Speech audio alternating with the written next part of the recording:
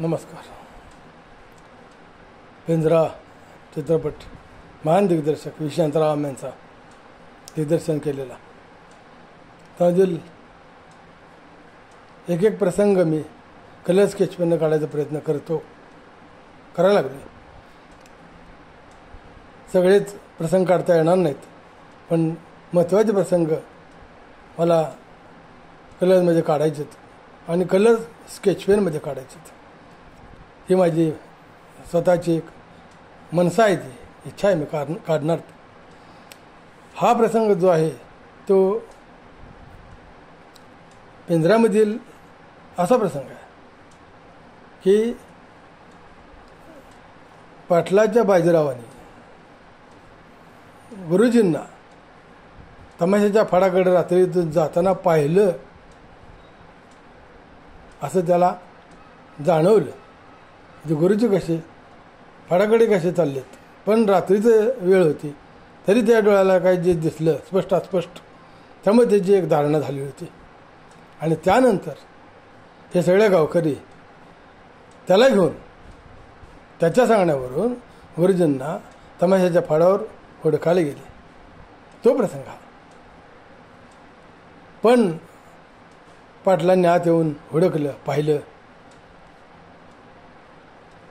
झडती घेतली, पण त्यांना कुठं काही दिसलं नाही. पाटील म्हणजे ज्येष्ठ अभिनेते गोविंद कुलकर्णी, उत्कृष्ट पाटील केलेले ते व्यक्तिमत्व, सुंदर असं त्यांनी पाटील साकारले. आत गेले, ते पाहिलं त्यांना सापडले नाहीत. पण हे महान अभिनेते होते, त्यांच्या अंगाचा तिळपापड या झालेल्या या प्रसंगामध्ये आपल्याला बघायला मिळाला. प्रसंग असा होता, त्यांच्या वाड्यामध्ये काही माणसं बसलेत.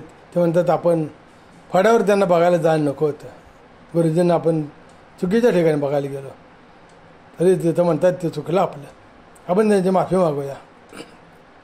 गावकऱ्यांना निघून येतात आणि माफी मागतायत, मागायसाठी आलेले आहेत. पण त्याआधीच बाजीराव त्यांना काहीतरी विचारायला आलेलं आहे. त्यांना जाब विचारला आला आहे, गुरुजी तुम्ही खरे गेला होता का नाही सांगा, असा जाब तो विचारला आला आहे. ते हे चित्र आहे. पण तेवढ्यात पाटील तिथे येतात गावकऱ्यांना घेऊन आणि बघतात तर बाजीराव त्यांना काहीतरी विचारतोय. ते आपले येऊनच का अवस्थेत बसलेत आणि हा त्यांना विचारतोय, सांगा की गुरुजी. होय होय, बोला की घडा हां, काही सोंग लावली ती. होय, घ्यालता का हाय पालावर. म्हणजे सोबत नाही ते आमासनेच. हां, काय ढंग लावले ती. एवढ्यात माणसं म्हणतात हो. त्या पाटील म्हणतात कोण माणसं म्हणतात हो बाजीराव आहेत. तो काय थरथरत पाटील येतातच, तिथे येतात. अरे गुरुजीतले काय विचारतोयस. होय रा, अरे तो किती खाल्ल्या मिठाला जागल्या ना आहेस, ठावा आहे मला. होय रे.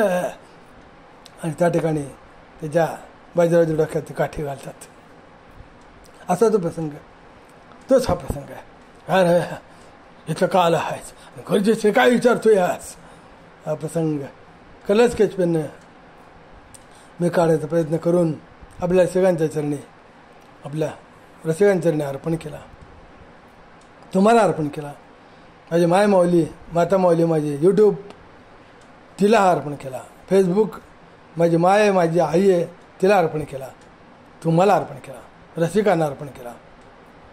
आणि त्या महान चित्रपटाची, पिंजराची थोडीशी सेवा, त्या महान दिग्दर्शकाची थोडीशी सेवा करण्याची संधी आणि आपली सगळ्यांची सेवा करण्याची संधी मला मिळाली.